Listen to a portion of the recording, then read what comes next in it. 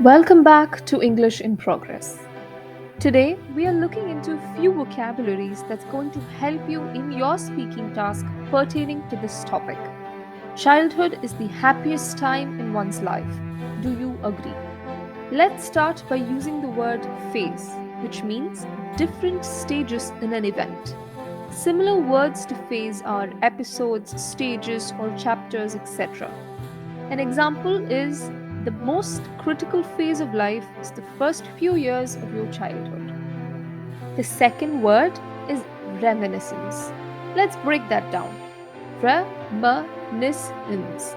The meaning or synonyms are memories, recollections, etc. Let's look at an example.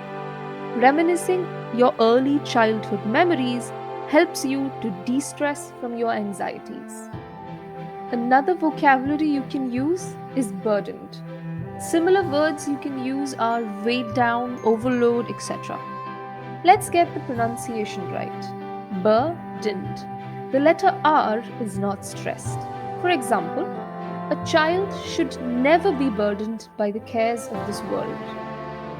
Another word is contingent. It is not pronounced as contingent but contingent, which means existing only if an event occurs. The synonyms are dependent, chance, etc. Let's look at an example.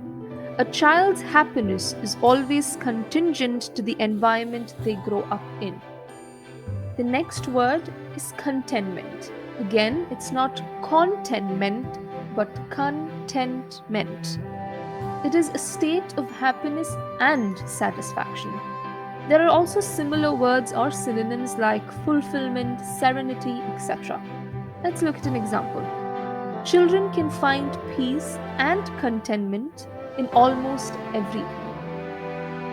The last word for the day is milestones. Let's break the word down. Mile and then stone. Milestone. It means the word is a stage of events for the development of something. The synonyms are breakthroughs or turning points. Let's look at an example again. A child has not just developmental milestones but also emotional milestones that creates a more happier adult life. Thank you for watching. Please follow us for more fun videos.